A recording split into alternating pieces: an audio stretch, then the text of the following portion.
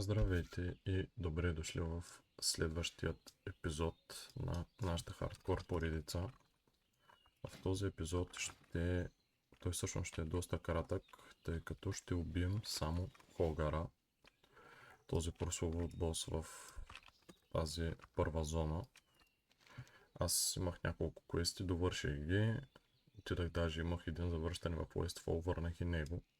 Реших, че ще оставя Хогара, тъй като доста пъти го споменах в предните видеа. Сега ще го убием само него и ще приключим вече квестите от тази зона със сигурност. Мисля, че този наистина е последния.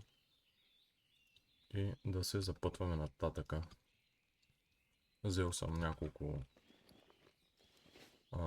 допълнителни неща, дет ги имах и предния епизод. Имаме Defensive Stance, който ще ни помогне, тъй като без него няма как. Този е доста силен.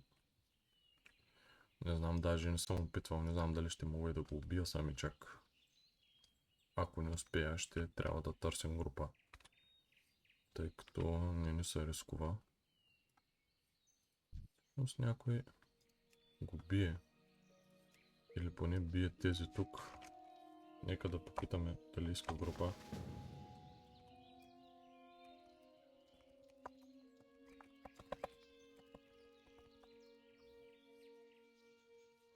Сега, нека да пуснем това, нека да пуснем това. И така. На Хогара ще използваме всичко. Има доста живот, но всъщност ние го стапаме. И то доста даже го стапаме. Ще го таунтна. Оп. Да. Ами, значи, да, ние го убихме, обаче казахме този квест. Въпросът е, че е добре, че взех парти с ето този мейдж тук, тъй като ако бях без него нямаше да успея. Така, доста кратък епизод, между другото, но всъщност няма да е толкова кратък, тъй като ще искам да обясня нещо. Така, само да видим квеста къде трябва да го върнем. Може би е в Westfall. Не е в Westfall, в Goldshire. Добре, ще трябва да повървим тогава до Goldshire. Така. Тъй като след няколко дена излиза новият експанжен на ритейла, който е Midnight. Ние сме сравнително голяма групичка, там 7-8 човека. Ще ни са нужни още няколко, тъй като мислим да се събираме около 10 човека за рейд. Ако някой изяви желание, може да ми пише налично. Ще му помогнем да герне. Ако не е гернал, по принцип не трябват хилари и танкове. Може и DPS, нали? Някой от нас, които вече сме се събрали, можем да обърнем на хилари, така че не е такъв проблем. Но не трябват хора за рейдове, тъй като мислим всяка седмица да рейдваме. Дали не сме някакъв гилд огромен или нещо такова, но не трябват хора. Смятаме да се събираме така. Играчите всички са добри, отзивчиви. Ще помогнем всеки с който каквото може. И да, ще буснем на митик, така че може да гернем заедно. Ако някой реши да се включи в последствие, ще му помогнем да герне от дънджани. За в момента той вече е края на експанжена, но се играят високи ключове. 12-15. Така че ако някой реши, може да ми пише. С радост ще го приемем към нашия гилд. Дори да не знае какво прави, дори да не е играл героя, който е решил да играе в ритейла, няма проблем. Ще обясним, ще помогнем с каквото можем. Така, това е за ритейла за в момента. Нека да преминем към класик хардкора. Така, предаваме този квест и нека да видим. Всъщност тази туника не ми трябва. Ще вземем панталонките, тъй като съм мел. и са доста по-силни от моите. Така. Ами, ето, че вече официално след не знам колко 4 епизода. Като съберем времето, всъщност тази зона може да се мине доста бързо, за няколко часа, 3-4, 2-3-4 часа.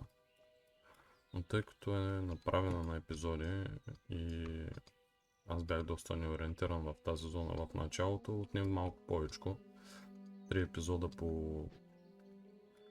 40 минути. Това са приблизително 2 часа и половина някъде. И другото е, че нали, аз през останалото време фармих руди и доста обикалях. Така.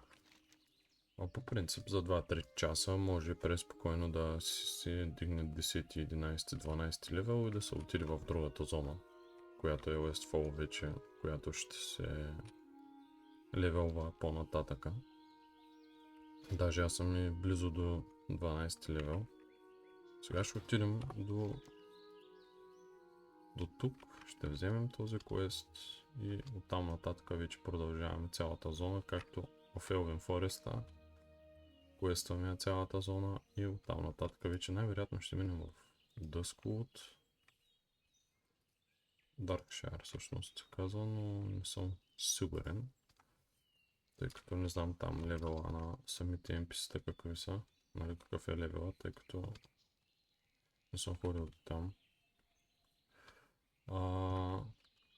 Ще видя за следващия епизод, между другото, може би няма да са квести, ще квестна малко в камера, а следващия епизод вече най-вероятно ще има и един дънжън, който ще е този, който обясних в Stormwind първия. Така да обясня. Сложих талантите, ще играем на Arms. Сложих 2 точки в Rend, тъй като увеличава процента за Damage Done на Bleed. Трябва да сложа на Deflection, но това ще е по-нататък. За талантите ще говорим малко по-нататък, като съберем малко повече точки, естествено, като дигнем повече левели. И сега вече официално преминахме към Westfall, където ни, даже музичката се смени малко, където ни чакат и двата първоначални квеста, които ще вземем от тук. Така, този дава 900 XP. Тук са два. И сега, даже имам един квест, който трябва направо да върна.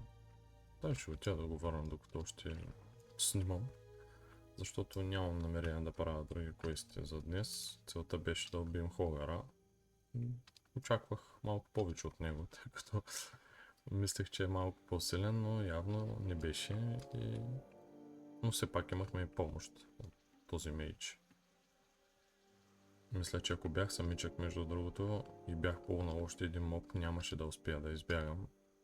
Или ако успея да избягам, ще да е много накосъм, нямаше да го убия със сигурност. Така че очаквах някоя малко по-епична битка, но и на това съм навид. Важното е, че не умрях. Сега. Квест трябва да го върна ето тук. Не знам дали е вътре. Да, може би е вътре. Ще го върна. Салма Салдеян. Така. Връщам го. Тук няма да взимам сега квестите, тъй като ще трябва да направя първо онези горе и тогава. Така че в принцип не ми пречи да взема и още квести, но искам да се върна и да започна от там, откъдето дойдох всъщност. Както ще и направя.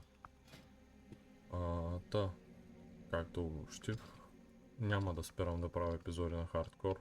Няма да имам проблем с времето, така че тук тази поредичка ще се върви постоянно. Но и ритейла смятам да пускам стримове, когато нали, още от самото начало на ритейла ще има стримове в Twitch канала ми, които ще го оставя долу в описанието. Ако може, даже и в YouTube ще пусна. Нали, за да... Ако някой от вас иска да гледа какво се случва там, аз все още даже не съм избрал клас, който ще играя, така че ще разгледаме, тъй като последния пач имаше доста нърфове и доста герои отидаха в кофата. И ще видим, нали, какво ще се играе. И така, това ще е за този епизод. Мисля, че стана 10 на минути. И ще се видим вече в следващия, който ще е по-дълъг, в ето тази зона. И може би някой дънжън, който ще е ето тук. В тази зона е самия дънжън. Доста интересен, между другото. Много емоция има в него, тъй като мястото за избягване вътре в самия дънжън е малко и ако случайно танка не реши да пълни повече, ще стане грозно. Затова ще се видим в следващия епизод, където ще ви изненадам какво ще правим в него. Благодаря ви, че гледахте и ако може да се абонирате, да сабскрайбвате, да лайквате, да шервате и да коментирате. Това доста помага за канала. Ами, това е. Благодаря ви и ще се видим в следващия епизод.